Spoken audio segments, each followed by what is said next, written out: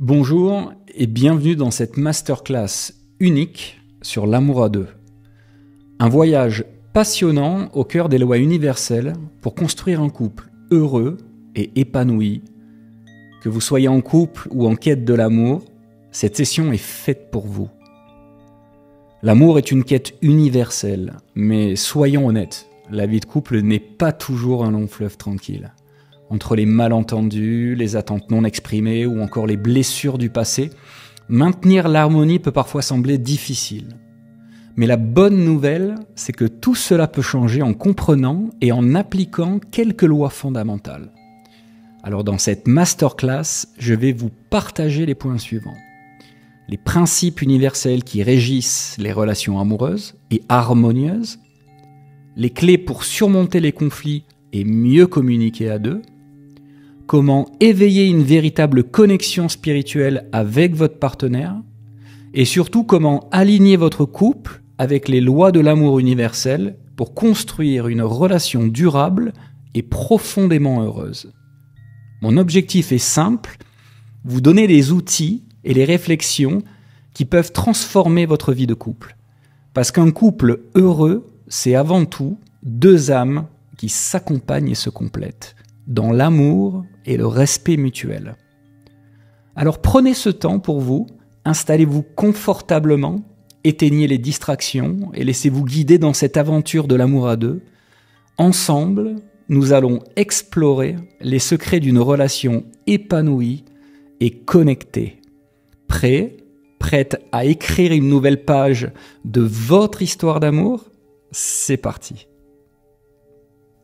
Donc dans ce sommaire, nous allons aborder les lois fondamentales de l'univers, ce que j'appelle les basiques, le pouvoir de la pensée car tout est vibration et énergie, nos croyances limitantes, celles qui nous empêchent d'aller au-delà de ce que nous pensons à l'intérieur de nous-mêmes, les familles d'âme en amour, c'est quoi? Ensuite, on abordera l'amour pour soi, quelles sont les premières étapes du véritable amour, définir mes véritables besoins et surtout à un instant T, car nos besoins changent perpétuellement.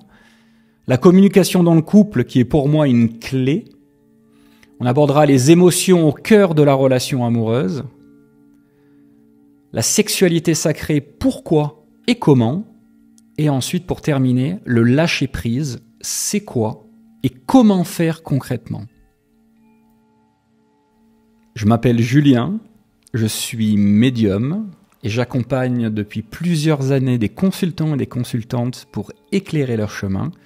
Si vous voulez plus d'informations, n'hésitez pas à venir découvrir mon site sur lightworkers.fr.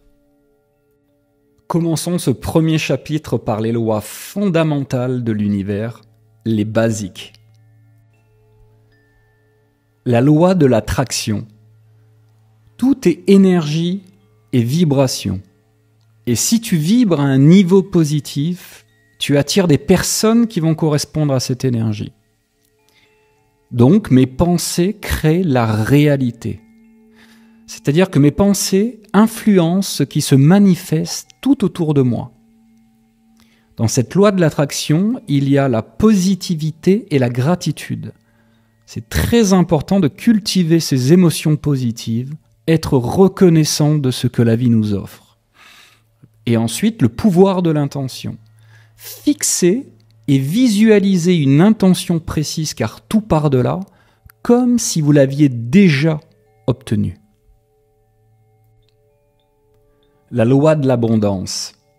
Les ressources de l'univers sont illimitées et le manque n'existe que dans l'esprit. Se concentrer sur ce que l'on a déjà. Pourquoi? Parce que se concentrer sur ce qui manque dans ta vie attire encore plus le manque. Être ouvert à recevoir, c'est important d'y croire, que de mériter, de recevoir de belles choses dans sa vie. Il y a donner pour recevoir. Le principe de l'abondance est un flux qui fonctionne en partageant. Plus on donne, plus on reçoit. Et c'est comme pour l'attraction, c'est-à-dire que les pensées, les émotions et les actions doivent être toujours alignées. La loi de la dualité et des polarités. La loi de la dualité affirme que tout dans l'univers existe en opposition ou en contraste. Elles permettent donc justement de comprendre et d'apprécier chaque aspect. C'est ce que j'appelle la complémentarité. C'est-à-dire que les polarités ne sont pas simplement opposées, elles sont aussi complémentaires. Et cet équilibre permet de maintenir l'harmonie. Ces oppositions nous permettent donc une compréhension plus profonde de nous-mêmes et du monde, accepter ces polarités comme une partie naturelle de notre existence. Il n'y a pas de bien et de mal.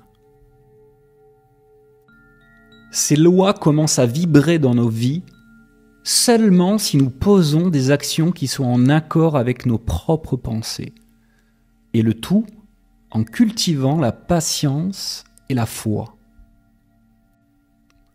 Le pouvoir de la pensée, tout est vibration et énergie.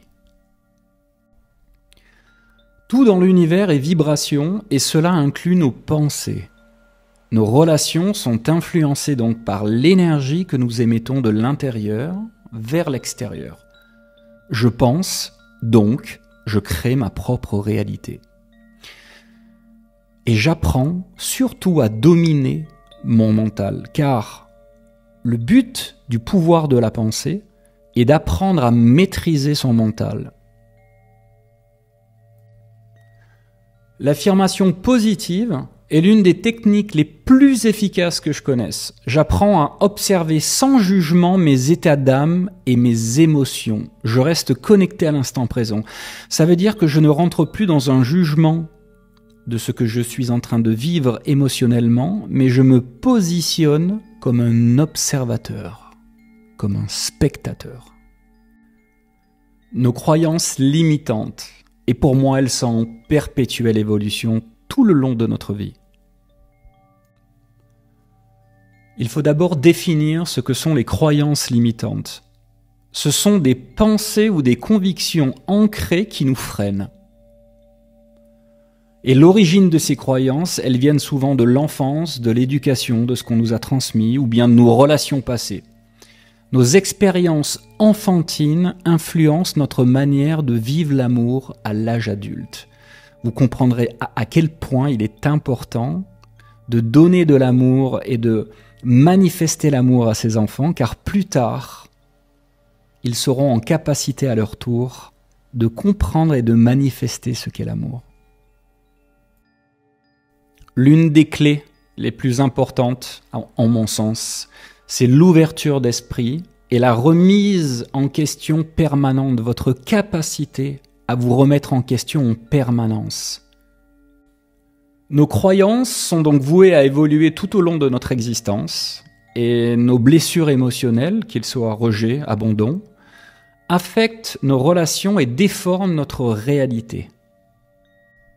Les familles d'âme en amour. Nous faisons donc partie de groupes d'âmes avec lesquels nous avons des liens profonds. Nous retrouvons souvent ces âmes dans nos relations amoureuses et nous décidons, avant de venir s'incarner dans cette expérience, de nous retrouver pour vivre certaines choses particulières. Et ces liens peuvent nous permettre de résoudre très souvent certaines leçons ou certains karmas. Pour moi, c'est une évidence, le hasard n'existe pas et toutes les rencontres amoureuses que vous allez pouvoir faire sont là pour une très bonne raison, vous faire évoluer. Comme je vous le disais, ces relations nous permettent d'évoluer sur Terre. Et si je ne souhaite pas comprendre, je revivrai les mêmes situations pour mon plus grand bien. La notion de punition n'existe pas. Si vous ne voulez pas comprendre quelque chose avec votre partenaire, l'univers vous mettra une autre opportunité pour le comprendre. Concernant les familles d'âmes, j'aimerais vous partager deux visions différentes mais complémentaires. D'un côté, vous avez Neale Donald Walsch, qui a écrit et auteur de Conversation avec Dieu, qui dit que découvrir l'amour inconditionnel, ami, amour, famille, est l'objectif de notre incarnation au travers de cette relation, Nous voyageons avec notre famille d'âmes sur Terre au travers de nos différentes incarnations, comme un petit peu un spectacle ou un théâtre dans lequel nous venons décider quel rôle nous allons jouer. Éveiller sa propre divinité, l'objectif c'est se souvenir de qui nous sommes, sortir des schémas dualité et d'égoïsme que nous vivons sur Terre, dans cette dimension particulière. Et l'objectif c'est d'avoir une vision plus divine. Il y a la vision aussi de Barbara Marcignac. Elle est canalisatrice des Pléiadiens et auteure également. Et pour elle, l'origine de nos âmes serait stellaire, cosmique et interdimensionnelle. Il y aurait donc des âmes dédiées à l'incarnation terrestre au départ et d'autres venant d'autres dimensions. Et elle pense que certaines incarnations interviendraient donc pour accomplir des missions spécifiques du type d'enseignement. Je trouve que ces deux visions sont très intéressantes et complémentaires. L'une d'un côté est une vision plus divine dans son aspect et l'autre beaucoup plus cosmique de Barbara Marcignac. Et je trouve, en tout cas de ce que je vibre à l'intérieur, ces deux visions peuvent subsister en équilibre ou s'intercroiser. Voici ces différentes visions des familles d'âmes que nous entendons parler sur Internet ou dans différents bouquins. Il y a donc l'âme sœur, nous pouvons en avoir plusieurs au cours de nos incarnations. Il y a la flamme jumelle, parce qu'il n'y en a qu'une, et c'est un passage court et très évolutif sur un plan spirituel. Et il est dit qu'elle est la scission de notre âme source, un peu comme notre jumeau cosmique. Et ensuite, il y a les jumeaux universels. Ce sont deux êtres qui ont une mission spirituelle commune et globale, un lien fort et une mission universelle. On pourrait parler des heures de ce sujet tellement il est intéressant. Mais j'aimerais mettre le point sur peu importe le type de lien d'âme que nous avons lorsque nous vivons l'expérience de l'amour, il est important de ne pas poser d'étiquette sur ce que l'on vit, car poser une étiquette, c'est catégoriser d'office, c'est porter un jugement. Et je pense que l'amour est quelque chose qui doit se vivre pleinement, sans concession, vivre l'expérience dans son intégralité, car sinon je ne vois aucune raison de vivre l'amour si ce n'est pas pour le vivre à fond. Une connexion d'âme ne se cherche pas et ne s'achète pas. Elle est présente ou elle ne l'est pas. Une connexion d'âme est un lien particulier qui dépasse l'entendement. J'entends souvent des consultantes et des consultants me dire « mais la rencontre n'est pas au bon timing ». Sachez que le timing divin est toujours parfait. Vous êtes dans cette incarnation la personne la plus importante. Je le répète une nouvelle fois, vous êtes dans cette incarnation ici et maintenant la personne la plus importante. Donc comment faire pour vous prendre en considération et apprendre à vous aimer? Il y a plusieurs points. Il y a l'auto-acceptation, c'est décider d'arrêter de se juger en permanence et de se mettre autant de pression dans ce qu'on vit. Il y a se pardonner. Nous avons une existence pour s'accomplir, nous avons près de 100 ans sur Terre pour s'accomplir, donc c'est important de se pardonner, parfois de ne pas arriver à faire certaines choses. Les affirmations positives, comme je le disais un petit peu plus tôt, la confiance en soi, et justement on me demande comment la confiance en soi arrive, elle arrive au travers de l'expérience. Si vous n'osez pas vivre l'expérience, vous ne pouvez pas acquérir de la confiance.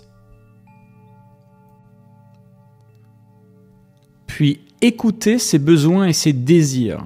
Ces besoins et ces désirs sont la nourriture de votre âme.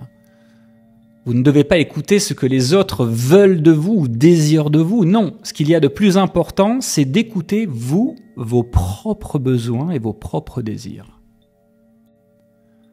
Donc comment s'aimer, c'est aussi accorder du temps pour soi, au travers d'activités, de temps de repos, de créativité.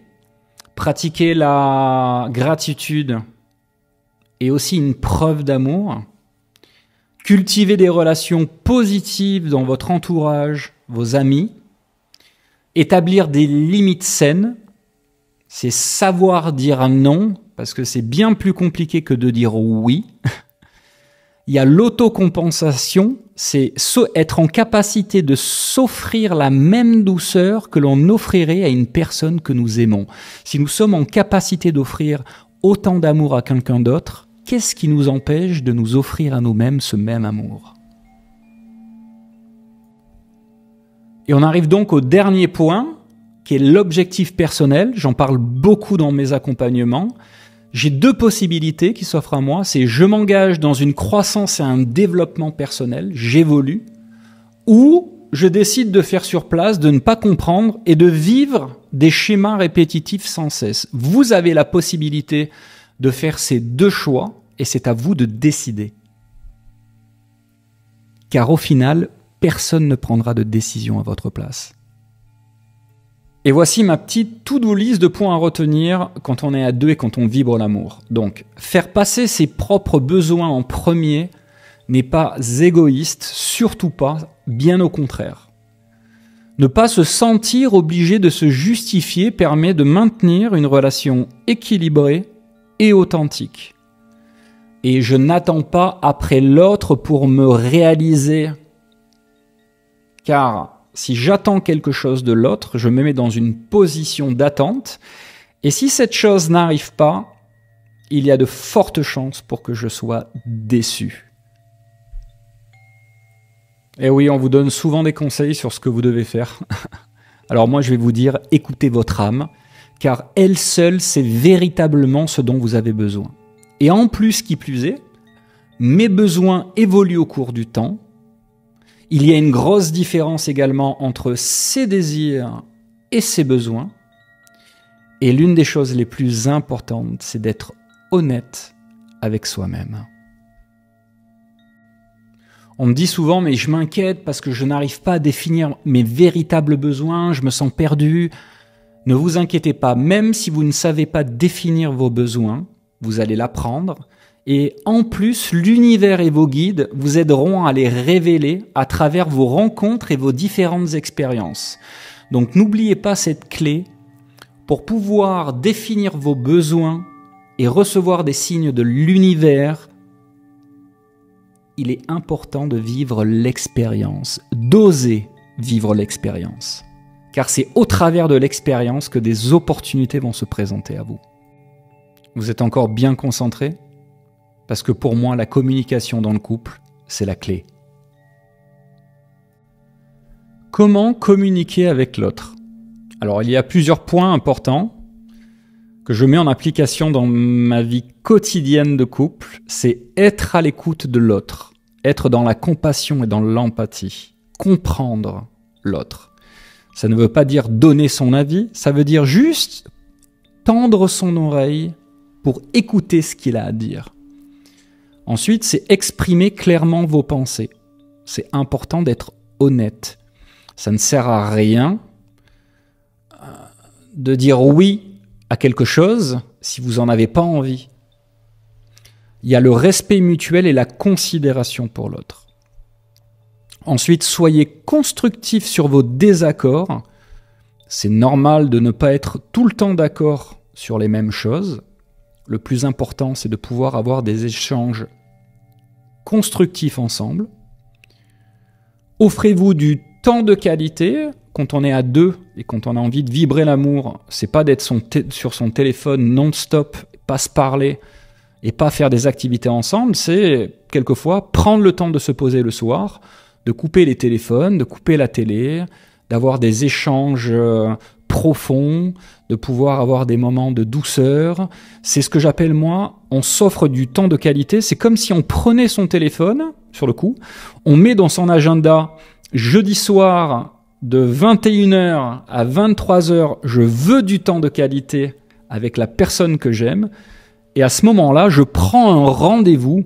Donc, comme vous allez prendre un rendez-vous de travail ou un rendez-vous avec un ami, vous allez prendre un rendez-vous avec vous et la personne que vous aimez pour vivre un moment de qualité. Et garder toujours son esprit ouvert, se remettre en question. Se remettre en question, c'est la faculté de comprendre que nous sommes peut-être dans l'erreur, dans ce que nous faisons, et accepter que l'autre a peut-être quelque chose d'important à nous partager qui pourrait nous permettre justement d'élever notre conscience et nous permettre de nous améliorer. Et c'est important d'être à l'écoute de ça, l'un envers l'autre. En conclusion, la communication est la clé de voûte de votre couple. Sans cela, et je répète bien, sans cela, l'évolution à deux n'est pas envisageable. Les émotions au cœur de notre vie et encore plus au cœur de notre relation amoureuse. On en entend souvent parler, l'intelligence émotionnelle. C'est quoi et pourquoi? Voilà comment je le décomposerai. C'est reconnaître, comprendre, gérer, puis exprimer. Les émotions sont des informations.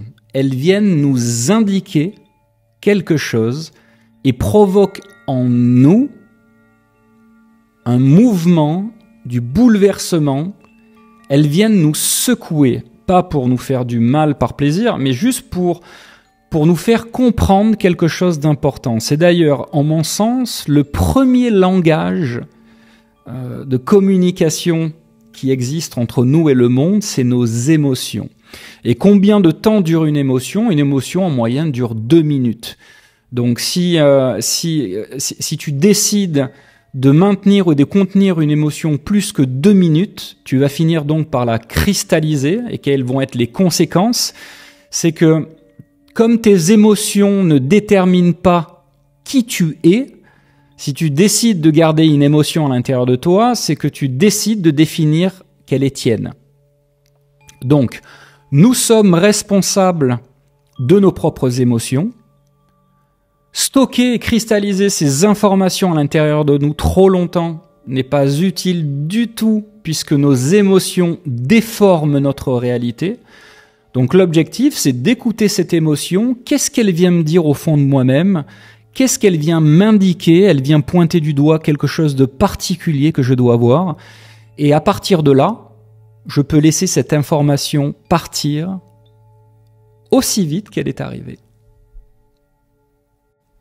Il est important de comprendre que les émotions évoluent avec le temps et les expériences, nécessitant une adaptation en continu.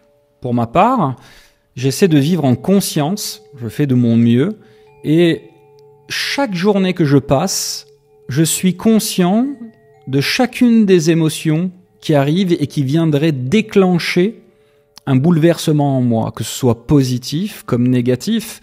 Mais l'objectif, c'est de devenir votre propre DJ en temps réel de vos émotions, d'être spectateur et observateur, et de vous poser la question, pourquoi cette émotion est venue? Qu'est-ce qu'elle a provoqué à l'intérieur de moi? Quel sentiment? Quel ressentiment?